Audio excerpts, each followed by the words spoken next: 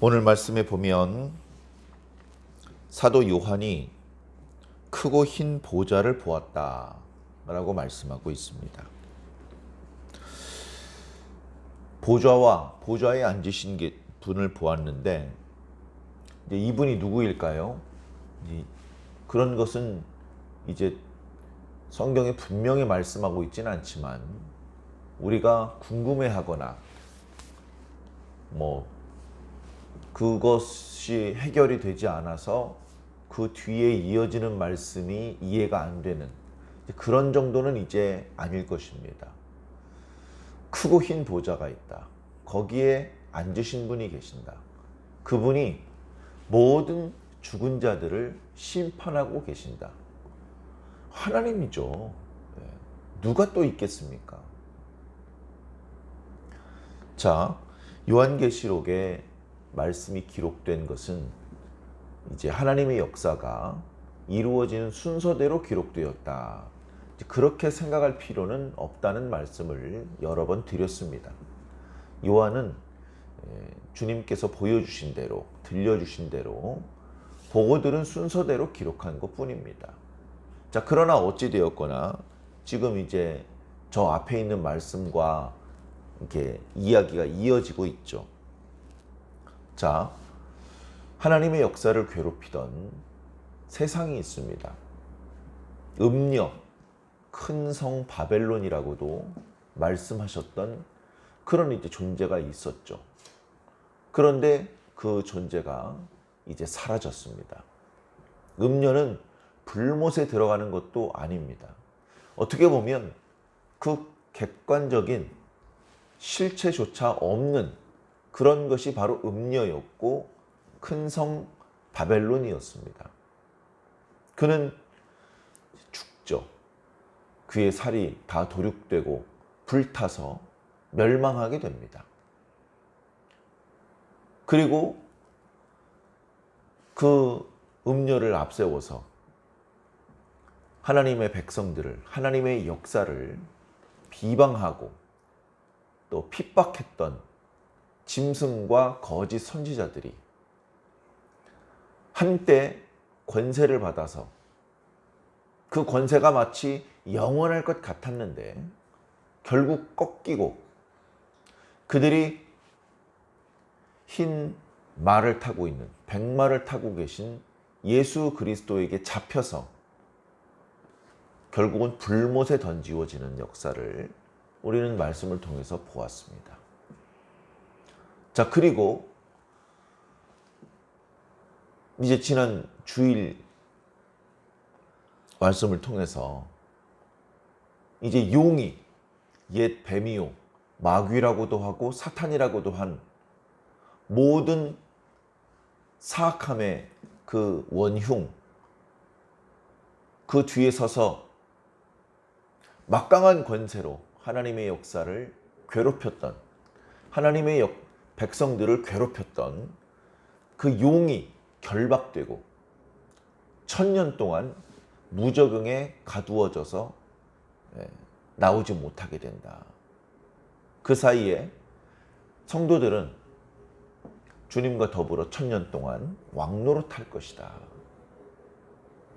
그 나머지 사람들은 1000년이 차기까지 다시 살아나지 못할 것이다. 그렇게 이제 말씀하고 있죠. 그리고 나서 1000년이 차고 용이 잠깐 놓여서 또다시 회방을 하는 역사들이 나타나겠지만 하나님께서 더 강하신 능력으로 순식간에 용을 제압하시고 용을 불못에 던지신다. 그렇게 말씀하셨습니다. 자, 이어지는 말씀은 흰 보좌가 있어서 용이 불못에 던지어진 이후에 모든 죽은 자들, 지금까지 역사 가운데 죽었던 모든 사람들, 그 모든 사람들을 하나님께서 심판하신다. 하나님의 권위가 너무나 크고 놀랍다. 그래서 오늘 말씀 첫 구절에 보면 그 하나님의 크고 강하신 권세 앞에 하늘도 땅도 피하여 간데 없더라 라고 말씀하고 있습니다. 환상 가운데 하늘이 있었고 땅이 있었거든요. 그래서 뭐 하늘에 구름이 있고 구름 위에 천사가 있고 거기서 예리한 낫을 휘둘러서 뭐 땅에 곡식을 거두라, 땅에 포도송이를 거두라. 그래서 낫을 휘둘렀더니 땅에 뭐 포도송이가 거두어지더라. 땅도 있고 하늘이 있었단 말이죠. 지금 또 새롭게 주님께서 환상을 보여주시는데 크고 흰 보좌가 보이는데 하늘도 없고 땅도 없어요. 처음에 환상을 보기 시작했을 때 그 보좌랑 또 다릅니다. 그 보좌에는 뭐 등불 켠 것이 있고 또 유리바다가 있고 24장로가 있고 내생물이 있고 그런데 지금은 그 상황하고 또 달라요. 크고 흰 보좌가 있을 뿐입니다. 그리고 보좌 앞에 책들이 있는데 이 책들은 크게 두 종류입니다. 하나는 책들이라고 표현된 모든 사람들의 행위가 기록된 책이 있고 또 하나는 생명책이 있습니다. 생명책은 생명책들이라고 말하지 않습니다. 생명책에 기록된 자들의 이름이 많지 않아서 그런지 생명책은 언제나 한 권으로 설명하고 있고 그 밖에 무수히 많은 사람들의 행위를 기록한 책은 분량이 많아서 그런지 책들이라고 표현하고 있습니다. 12절에 내가 보니 죽은 자들이 큰 자나 작은 자나 보좌 앞에 서 있는데 이 크고 흰 보좌가 얼마나 큰지 그 앞에 창세 이래로 지금까지 세상에 살다가 죽었던 모든 자들이 서 있습니다. 아니 어떻게 그럴 수가 있지? 13절에 보니까 바다가 그 가운데서 죽은 자들을 내어주고 사망과 음부도 그 가운데서 죽은 자들을 전부 다 내어주더라. 죽었던 자들이 바다 가운데 또 사망과 음부 가운데 던져져 있었는데 그들이 다시 하나님의 보좌 앞에 나오게 된다 이 말입니다. 참 신기하고 또는 두려운 말씀이죠. 세상의 모든 사람들이 하나님 앞에 선다. 세상에 태어났었고 세상에서 잠시라도 살았던 모든 사람들이 하나님 앞에 선다. 그리고서 그들이 자기 행위대로 심판을 받더라라고 말하고 있습니다. 이 자기 행위는 무엇일까요? 살아있을 때의 행위를 말하는 것입니다. 태어나기 전에 했던 일들, 죽은 이후에 했던 일들, 그것은 평가의 대상이 아닙니다. 죽은 이후에 아무리 경건하게 기도해도 그것은 평가의 대상이 될 수 없습니다. 살아있는 동안에 어떻게 살았느냐 이거죠. 살아있는 동안에 어떤 생각을 하고 살았고 어떤 말을 하고 살았고 어떤 행동을 하고 살았느냐. 그 행위대로 심판을 하신다. 살아있는 동안에 좋은 것을 생각하고 좋은 말을 하고 좋은 행동을 했다면 좋은 심판이 내려질 것이고 나쁜 생각, 나쁜 말, 나쁜 행동을 하며 살았다면 나쁜 심판이 내려질 것이다. 어저께 성탄절이었습니다. 성탄절의 주인공은 산타 할아버지가 아니라 예수 그리스도십니다. 예수 그리스도께서 태어나신 것을 기념하는 절기가 바로 성탄절이기 때문에 그렇습니다. 그런데 사람들은 애써 성탄절에서 예수 그리스도의 흔적을 지우려고 합니다. 크리스마스, 크리스트, 그러니까 그리스도의 날이다. 그런 의미인데 그 말을 여러 가지로 패러디를 해서 그리스도라는 그런 표현을 지우려고 합니다. 엑스마스라는 말도 있죠. X가 헬라어로 그리스도의 첫 글자입니다. 그리스도의 첫 글자가 영어식 표현으로는 X죠. 그래서 엑스마스라고 합니다. 헬라어 알파벳에서는 X라고 하지 않고 크시라고 하죠. 크시. 크히. 네. 크히. 그래서 크히스트로 그리스도를 그렇게 이제 발음을 합니다. 그런데 이제 그리스도라고 다 쓰지 않고 X라고만 쓰는 거예요. 그렇게 표현을 바꿈으로 해서 또 그리스도가 잘 느껴지지 않게 됩니다. 그리고서 여러 가지 다른 표현으로 그 날을 바꿉니다. 그래서 뭐 메리 크리스마스 대신 뭐 해피 홀리데이, 즐거운 휴일 이런 식으로 바꾸어서 인사말을 주고받는 것도 많이 보았습니다.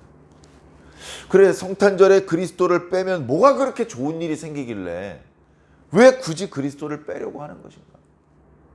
자신이 예수 그리스도를 믿지 않고 예수 그리스도의 가르침대로 살지 않고 있기 때문에 마음이 불편해서 그러는 것인지.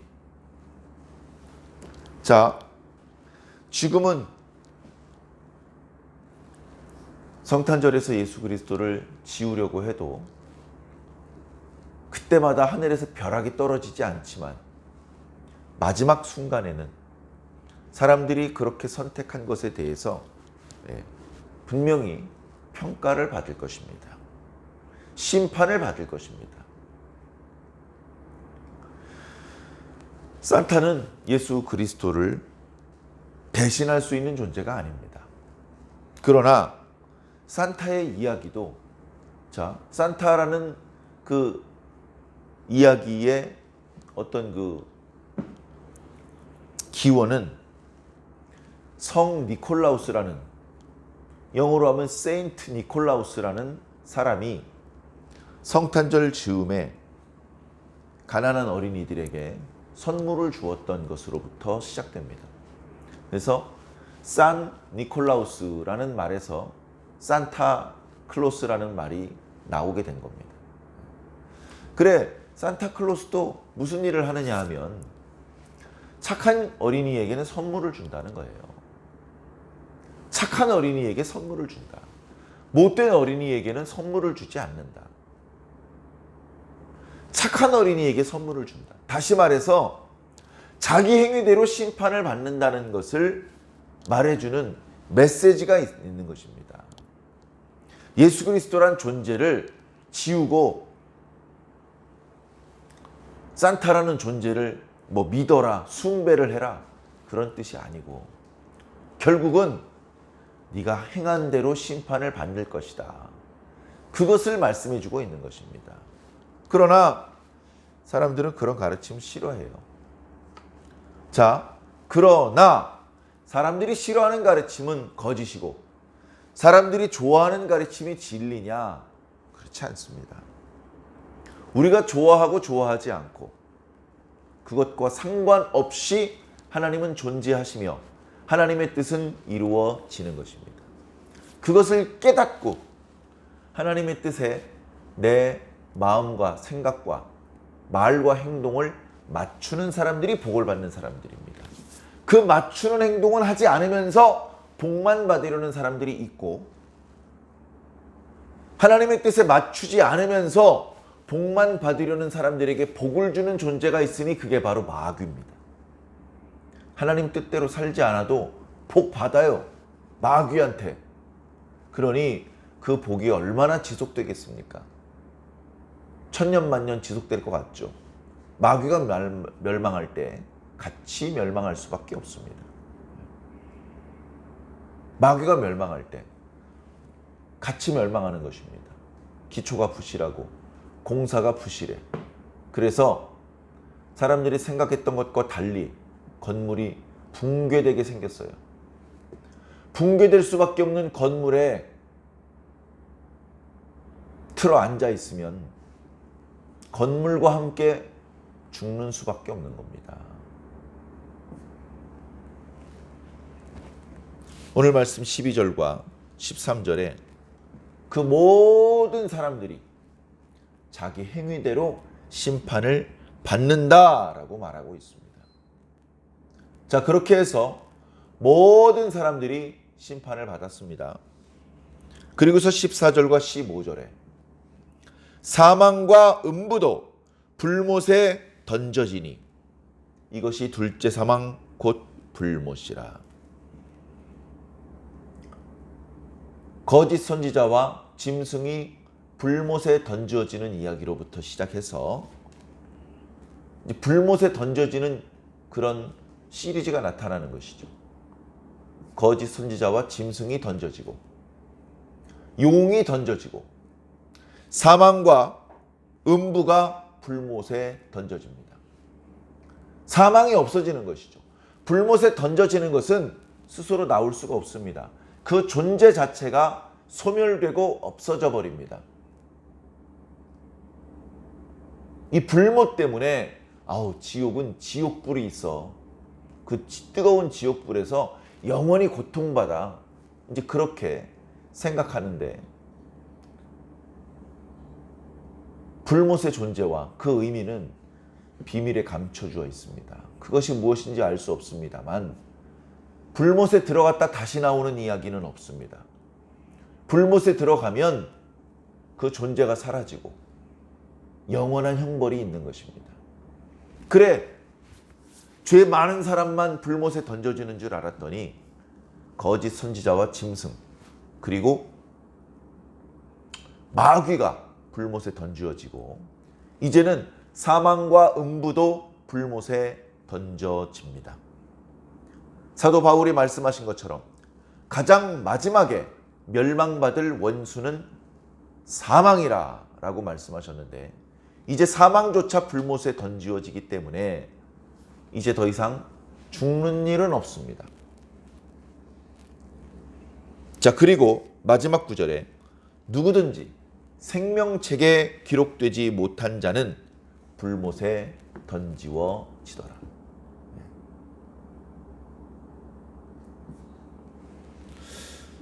참 두려운 말씀입니다. 그냥 소멸되고 없어지면 끝이지. 그렇게 간단하게 끝나는 건 아닌 것 같습니다.